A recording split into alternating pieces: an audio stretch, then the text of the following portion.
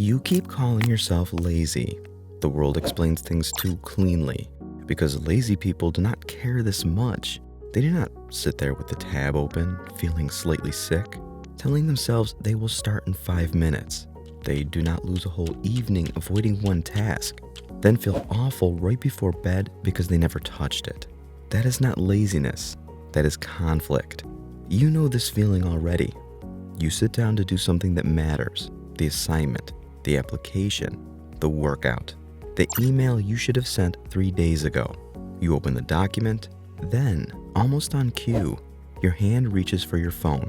One message, one video, one tiny break to reset. And that word, reset, hides a lot.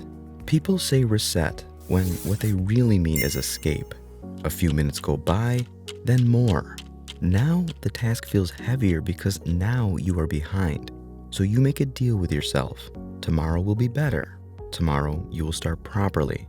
Tomorrow arrives with the same resistance. People talk about procrastination like it is a discipline issue. Procrastination is not really about time. It is about emotion. You are not delaying the task. You are delaying the feeling attached to the task. That feeling changes. Stress, boredom, confusion, self-doubt. Sometimes the task carries a quiet fear that you will try properly and still do an average job. A lot of people can tolerate effort. What they cannot stand is exposure. A blank page does that. The gym does that. An important message does that. So the brain steps in. Most of the time, your brain is doing something simple. It is trying to reduce discomfort fast. The second you click away from the task, your body softens, the pressure drops, relief shows up. Your brain notices, but now it has a pattern. Task equals discomfort. Distraction equals relief. Next time the task appears, the exit route lights up before you fully realize what is happening. That is why procrastination feels automatic. Your brain is loyal to the present moment in a way that is honestly a little embarrassing. Future you wants the finished work, better grades, more money, a less chaotic life.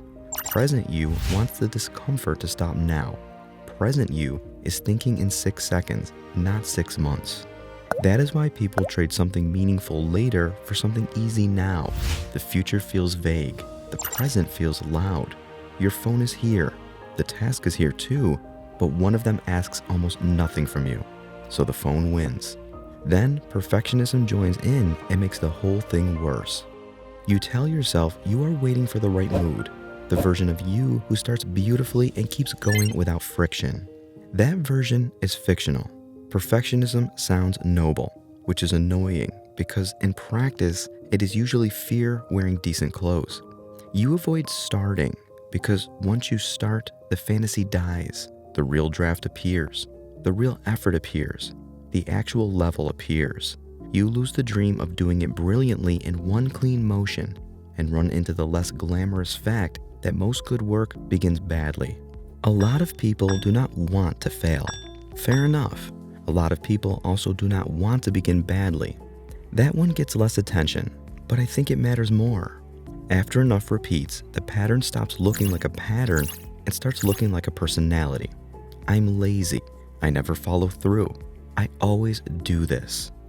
That story lands hard because it explains the mess in one sentence. Still, it is a story. The loop came first. The label came after. Discomfort, escape, relief. Again, again, again. So yes, procrastination can feel like it is happening to you. In a way it is. You are watching a learned loop run the way it was trained to run. It gets you out of stress, uncertainty, and the sting of being something that might matter to you. It also keeps you away from your life. That is the ugly part. The thing blocking the work feels like protection. It feels harmless, even deserved. Just one more video, just one more delay, just a little distance before you face the thing. Then a week passes, then a month.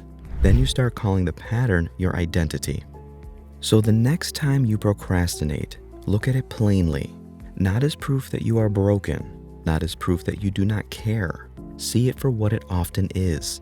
Your brain sensed discomfort. It reached for relief. And for a moment, relief felt more urgent than the life sitting on the other side of the task. That is why procrastination is so convincing. It rarely shows up as sabotage. It shows up as mercy.